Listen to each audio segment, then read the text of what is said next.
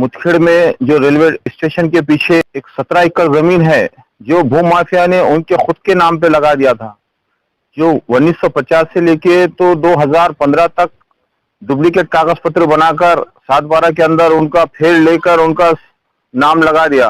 फिर उसके बाद कुछ लोगों ने यहाँ पर आके रेलवे की जो बाउंड्री लाइन थी तो उसे तोड़ने की कोशिश करे, मगर रेलवे स्टेशन मुदखेड़ के लोगों ने आके रुकाए वहां पर सीआरपीएफ ने और उसे उनके ऊपर कार्रवाई करे।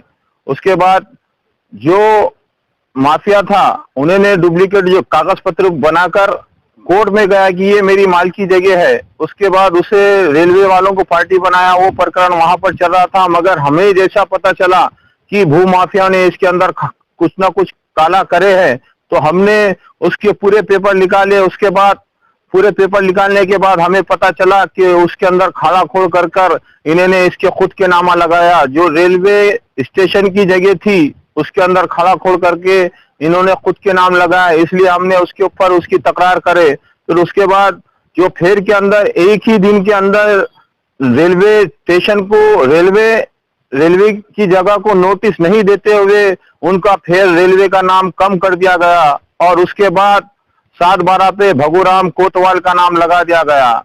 तो हमने मुदखेड़ के तहसीलदार साहब के पास तकरार की है और उनको बताया कि ये जितने भी कागज पत्र है ये झूठे है पेपर और ये डुप्लीकेट डॉक्यूमेंट्स है। तो इसलिए उन्होंने चौकसी करे पूरे पेपर की चौकसी करने के बाद पता चला कि ये पूरा फ्रॉड है। और तहसीलदार साहब का भी हम बहुत बहुत शुक्रिया अदा करते हैं। तहसीलदार साहब ने पूरा अहवाल उप विभागीय अधिकारी साहब को दिए कि ये सब फरेब है, डॉक्यूमेंट डुप्लीकेट डॉक्यूमेंट्स है और इनका 7/12 पे से नाम मोड़ना चाहिए।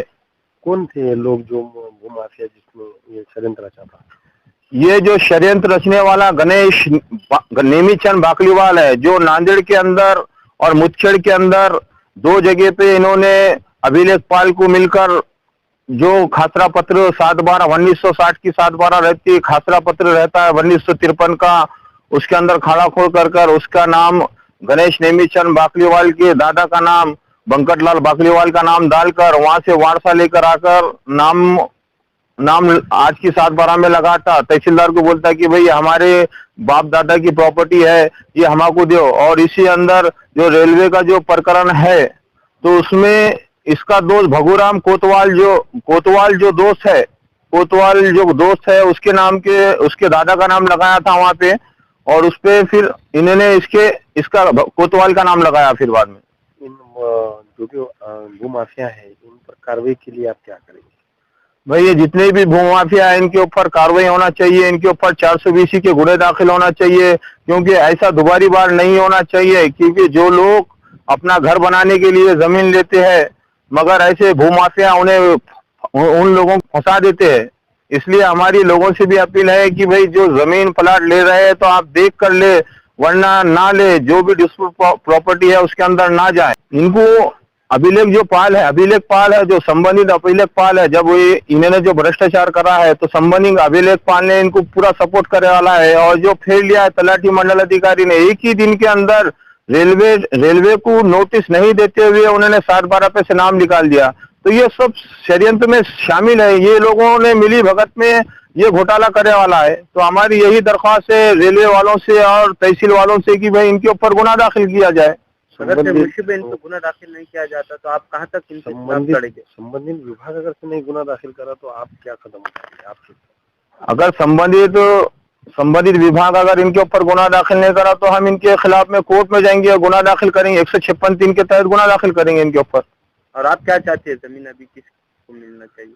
अभी ये जमीन तो रेलवे स्टेशन मुदखेड़ की जमीन है और रेलवे की जमीन है। हमने रेलवे की तरफ से, रेलवे के पास कोई कागज पत्र नहीं थे, हमने पुराने पेपर निकाल कर तहसीलदार साहब को बताया तो तहसीलदार साहब ने बोले कि ये रेलवे की जमीन है और रेलवे के 7/12 पे भगूराम कोतवाल का नाम हटाकर रेलवे का नाम लगाओ बोल के ऐसा आदेश दिया उन्होंने उप विभागीय अधिकारी के पास। फिर रद्द करने का इख्तियार सिर्फ उप विभागीय अधिकारी को रहता है।